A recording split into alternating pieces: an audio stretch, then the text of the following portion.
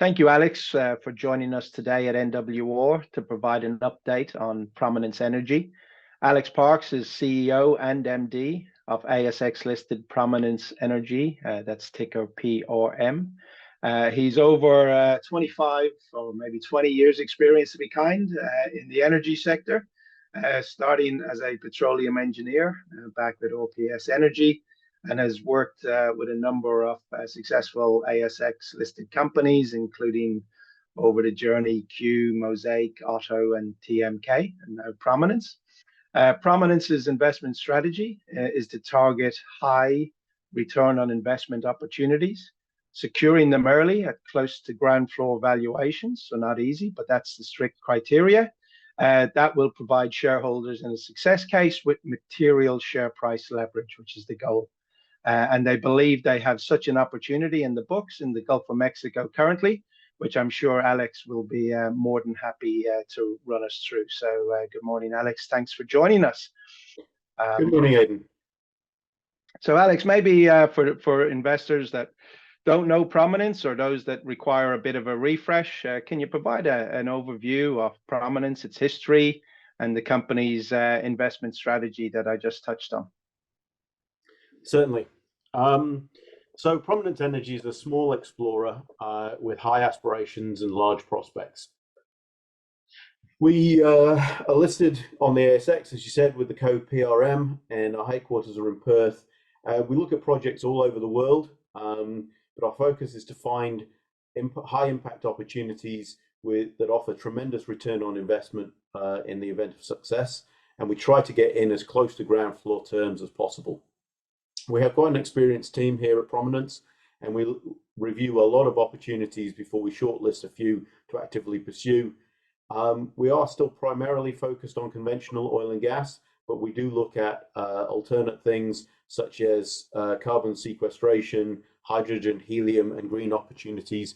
At the moment, we're particularly focused on the Big Apple prospect in the Gulf of Mexico, which we hold 100%. We have some modest interest in other projects, and just to show that we are interested in taking forward and evolving, we have a small interest in eco storage solutions, which are seeking to establish salt caverns that can be used for on-demand energy, such as gas storage or hydrogen storage. They're looking to do that in Australia. We're constantly reviewing new venture opportunities that meet our strict investment criteria. Great. Thanks, Alex, for the overview. I think you touched on Big Apple there, which is the opportunity in the Gulf of Mexico. So I think you were granted those 2 licenses in just July of this year. What was the opportunity you saw there and the background to securing that position?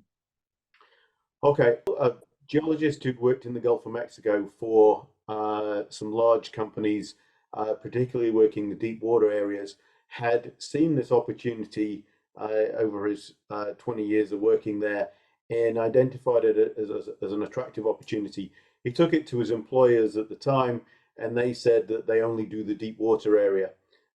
When he came back to Perth, he got in touch with our former chairman, who he knew, and offered this up as an opportunity, and we did some work and decided we liked it quite a lot. So we bid on the blocks in the March bid round of this year, and we were formally awarded the blocks in July. The lease is for 5 years, and there's no minimum work program. There's a small annual rent, but what we've got there is a prospect that straddles these 2 blocks. It's in about 75 meters of water, and we're working this up at the moment with a view to finding a partner when we go to the US in February. Thanks, Alex. Some investors, as you know, are pretty keen on the neurology of an opportunity, particularly when it's over in a place like the Gulf of Mexico. Maybe for a few moments, can you provide a bit of color on the location of this Big Apple prospect? If there's any significant players in the vicinity, what's the market opportunity look like, and infrastructure in the neighborhood? Certainly, Ed.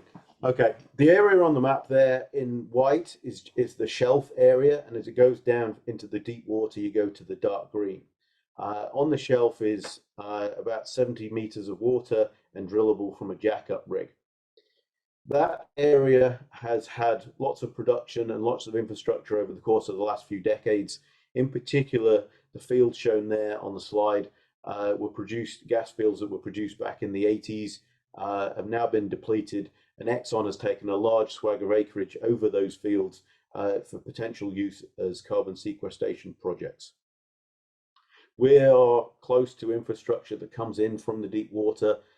We've got 3 pipelines within 20 miles of our location, and it's well suited for the LNG facilities, as the LNG export capacity has been growing tremendously in the US.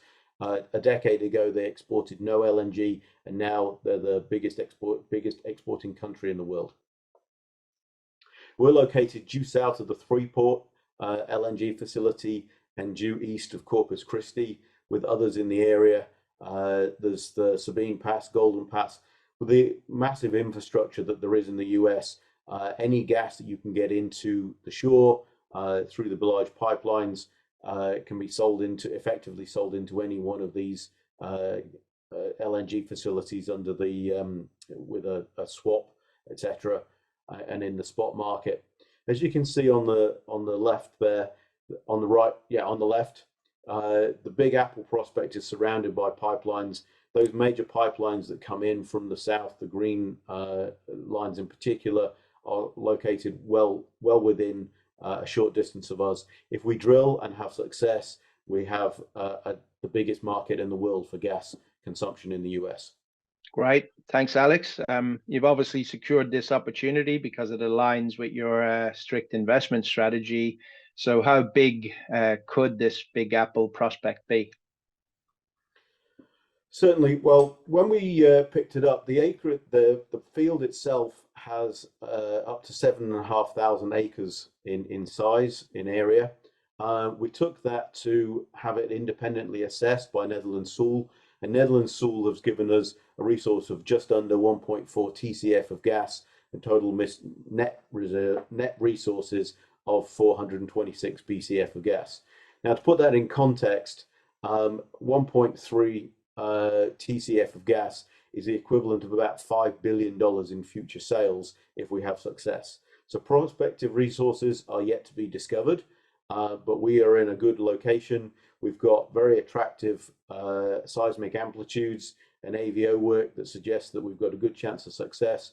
And Netherlands Sewell agree with us, giving us about a 30% chance of success for when we're drilling it.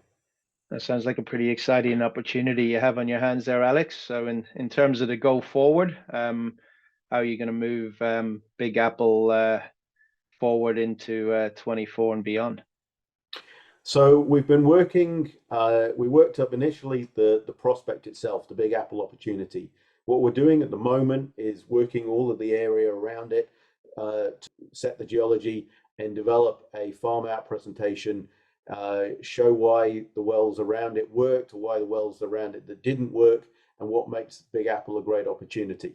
The plan is to take that to farm out in 2024.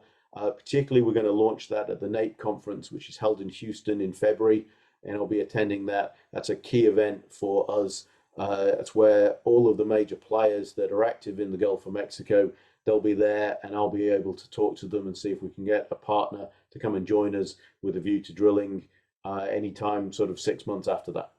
Thanks, Alex. Good luck with that trip in February, and we here at NWR look forward to getting you back on a webinar or call with us to update us with your progress ahead of that trip and afterwards, and hopefully some good news on a farming partner as well. It looks like it's going to be a very exciting 2024 for the company. Thanks, Aidan. I hope it will be.